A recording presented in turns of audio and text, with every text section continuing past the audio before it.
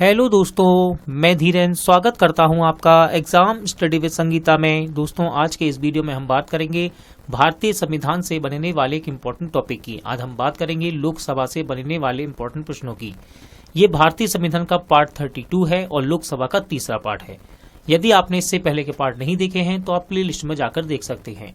सभी पार्ट आपके आने वाली प्रतियोगिता परीक्षाओं के लिए इंपॉर्टेंट रहेंगे, चाहे वे रेलवे के एग्जाम हो, एसएससी के एग्जाम हो या फिर किसी स्टेट लेवल के एग्जाम। जहां भारतीय संविधान एक मोस्ट इंपॉर्टेंट टॉपिक बनता है दोस्तों, वहां लोकसभा से क्वेश्चन अक्सर पूछ लिए जाते हैं। ये वीडियो यदि आपको अच्छा लगे, हेल्पफुल लगे तो प्लीज वीडियो को लाइक और शेयर जरूर कीजिएगा। और यदि अब तक आपने हमारे चैनल को सब्सक्राइब नहीं किया है तो प्लीज चैनल को सब्सक्राइब जरूर कीजिएगा, जिससे कि आपको मेरे आने वाले नए वीडियो का नोटिफिकेशन टाइम पर मिलता रहे। तो चलिए हम अपनी क्लास शुरू करते हैं। क्वेश्चन नंबर 71, निम्न श्रेणियों में से किसके विधेयक केवल लोकसभा में ही प्रारंभ किए जा सकते हैं? निम्न श्रेणियों में से किसके विधेयक केवल लोकसभा में ही प्रारंभ किए जा सकते हैं? राइट आंसर है दोस्तों इसका ऑप्शन सी, वित्तीय विधेयक। ठीक है, वित्तीय विधेयक। अगला क्वेश्चन देखते हैं। किसी विशेष दिन लोकसभा में अधिकतम कितने तारांकित प्रश्न पूछे जा सकते हैं? एसएससी के एग्जाम में क्वेश्चन पूछा गया है और रेलवे के प्रैक्टिस सेट में आपको अक्सर देखने को मिलेगा। किसी विशेष दिन लोकसभा में अधिकतम कितने तारांकित प्रश्न पूछे जा सकते हैं? राइट आंसर है इसका ऑप्शन बी, यानी कि 20। लोकसभा में नामित सदस्यों की अधिकतम संख्या कितनी है? लोकसभा में नामित सदस्यों की अधिकतम संख्या कितनी है? सही आंसर है ऑप्शन बी, 2। देखिए, ये किसके द्वारा? राष्ट्रपति के द्वारा नामित सदस्यों की बात कर रहा है।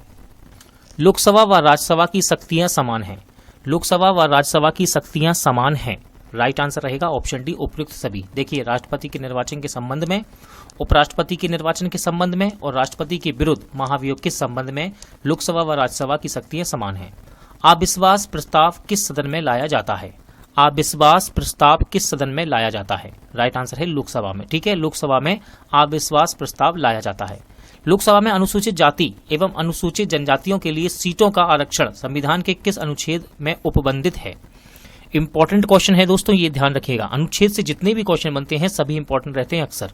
सही आंसर है ऑप्शन सी, अनुच्छेद 330 में लोकसभा में अनुसूचित जाति, अनुसूचित जनजातियों के लिए सीटों के आरक्षण के बारे में बतलाया गया है।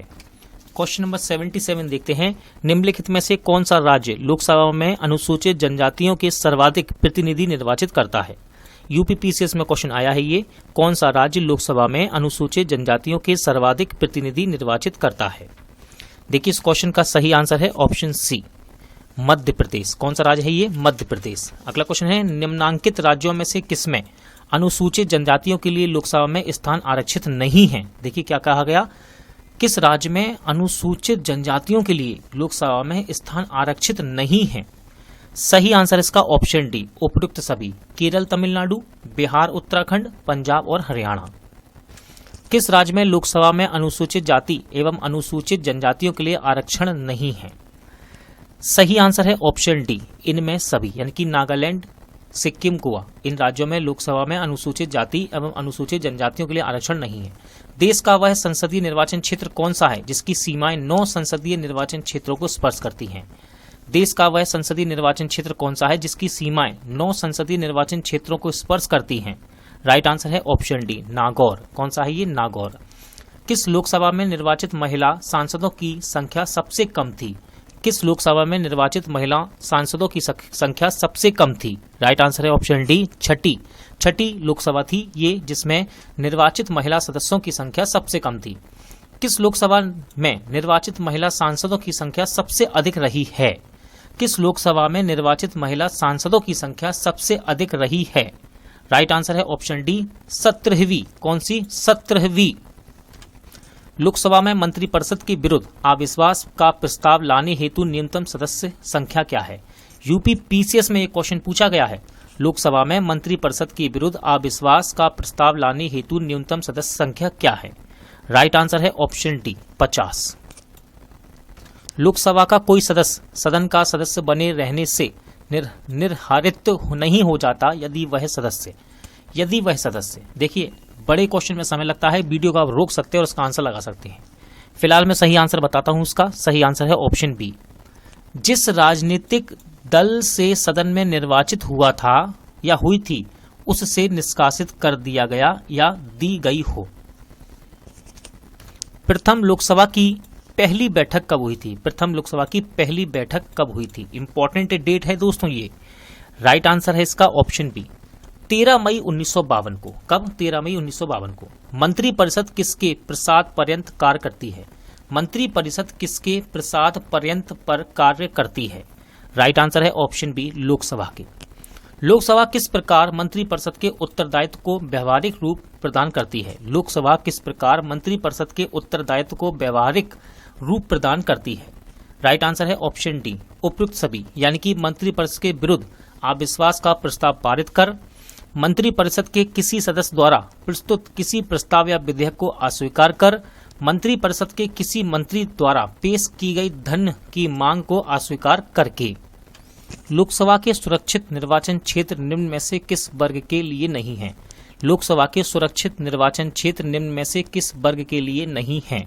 राइट आंसर है ऑप्शन सी, पिछड़ा वर्ग के लिए।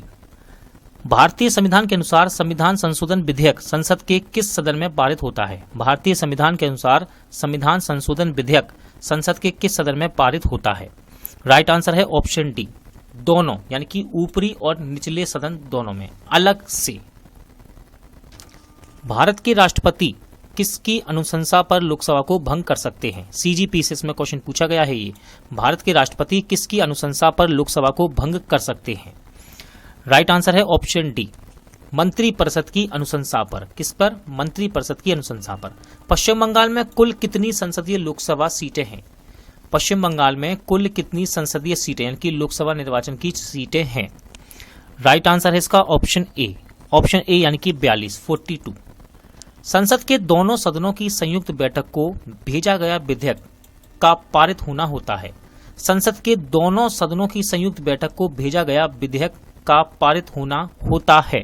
राइट आंसर है ऑप्शन ए, उपस्थित सदस्यों के साधारण बहुमत से। SSC में क्वेश्चन पूछा गया है, ध्यान रखिएगा इस बात का, ठीक है। भारतीय संसद के परिप्रेक्ष्य में शून्यकाल किसे कहते हैं? भारतीय संसद के परिप्रेक्ष्य में शून्यकाल किसे कहते हैं? SSC में क्वेश्चन आया है, देखिए। राइट आंसर है इसका ऑप्शन बी, प्रश्नकाल के तुरंत बाद के समय को शून्यकाल कहा जाता है। भारत में शून्यकाल कब शुरू किया गया? भारत में शून्यकाल कब शुरू किया गया? एग्जाम रिलेटेड क्वेश्चन है, एग्जाम में पूछा गया है ये। राइट आंसर है ऑप्शन ए, 1962 से। भारत में 1962 से शून्यकाल की शुरुआत हुई।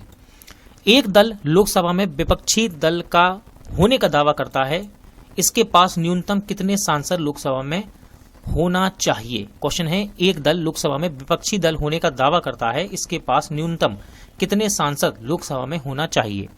राइट आंसर है ऑप्शन ए, 55। कितने? 55। लोकसभा में अनुसूचित जाति के लिए आरक्षित स्थानों की संख्या कितनी है? MPPCS में आया है क्वेश्चन।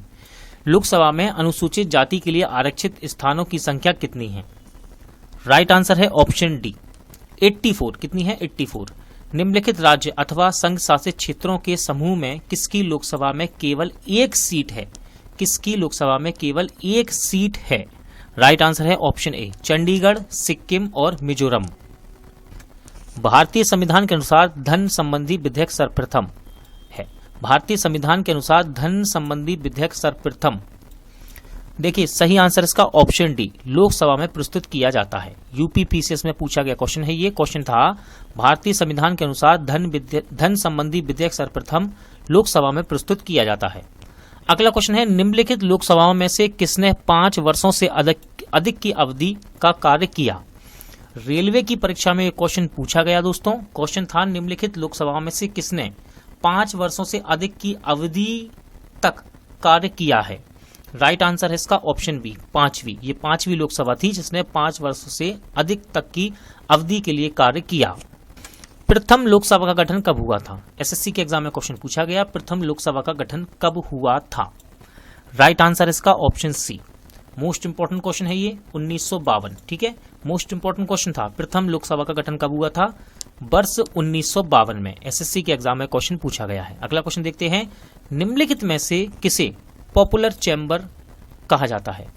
निम्नलिखित में से पॉपुलर चैम्बर किसे कहा जाता है? SSC के एग्जाम में क्वेश्चन पूछा गया है और इसका राइट आंसर है लोकसभा। बहुत ही अच्छा क्वेश्चन है दोस्तों। इस प्रकार के क्वेश्चन आपको प्रैक्टिस जब आप लगाते हैं, ऑनलाइन लगाएं या फिर ऑफलाइन लगाएं, किसी भी बुक से इस प्रकार के क्वेश्चन आपको याद हो जाते हैं। ठीक है, देखिए पॉपुलर चैम्बर किसे कहा जाता है? लोकसभा को। दोस्तों आज का प्रैक्टिस सेट यहीं एंड होता है। उम्मीद करता हूं आपको सभी क्वेश्चन अच्छे लगे होंगे, समझ आए होंगे। पूरा वीडियो देखने के लिए धन्यवाद। जल्द मिलते हैं नेक्स्ट पार्ट के साथ।